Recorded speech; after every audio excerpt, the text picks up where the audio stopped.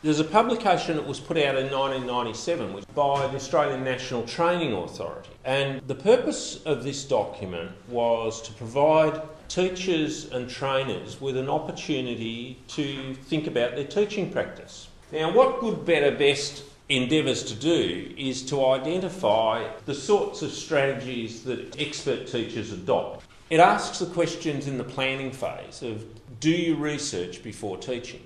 Do you consider the structure and sequencing of the teaching? Do you take into account the organisational culture? If someone's working in a public institution, taking into account the organisational structure goes on quite tacitly.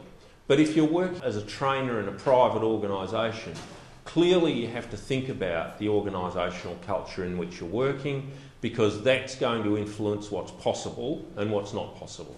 And do you meet learners' needs and expectations? In terms of content and relevance, do you keep up with industry currency?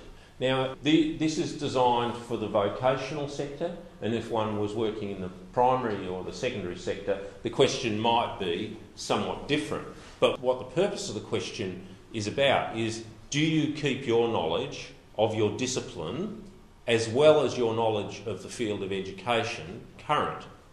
And one of the real difficulties for people working in the vocational sector is they have dual responsibilities.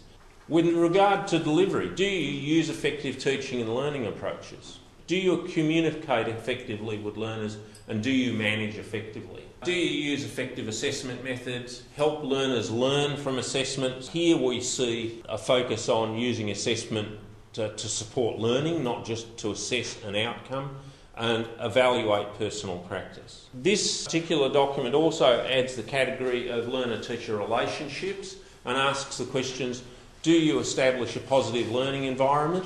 Do you cater to learners as individuals? And do you use the diversity of the learners to value them?